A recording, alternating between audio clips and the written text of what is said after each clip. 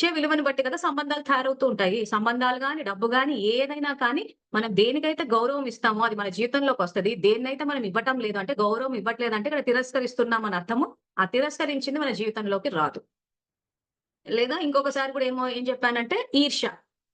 ఈర్ష్య పడుతున్నామంటే ఈర్ష్య, జెలసీ భక్తి మార్గంలో మాత్సర్యము, అరిషడ్ వర్గాలని చెప్పి మద మాత్సర్యము అంటారు. మాత్సర్యము అంటే జెలసీ, ఈర్ష్య పీక్స్‌లో ఉందిప్పుడు. సో, ఈర్ష్య అంటే ఏంటి? వాళ్ళకుంది నాకు లేదు. సో, సంకల్పం ఏం చేసాం? రికార్డింగ్‌లోకి ఏం తెచ్చాము? వాళ్ళకుంది నాకు లేదు. సో, లేకుండానే పోతది.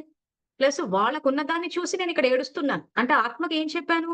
వాళ్ళకి ఏదైతే ఉందో డబ్బు గాని, సఫలత గాని అది నాకు నచ్చటం లేదు. అంటే అక్కడ ఏం చేస్తున్నాము? డబ్బుని మళ్ళీ అక్కడ అగౌరవపరుస్తున్నాం, తిరస్కరిస్తున్నాం. నచ్చట్లేదు మనకి డబ్బు. అది వాళ్ళ దగ్గరుందా, వీళ్ళ దగ్గరుందా కాదు పాయింట్. అసలు వాళ్ళ దగ్గర డబ్బుండడం నచ్చట్లేదు. వాళ్ళ దగ్గర సఫలత ఉండటం నచ్చట్లేదు. వాళ్ళు కార్‌లలో తిరుగు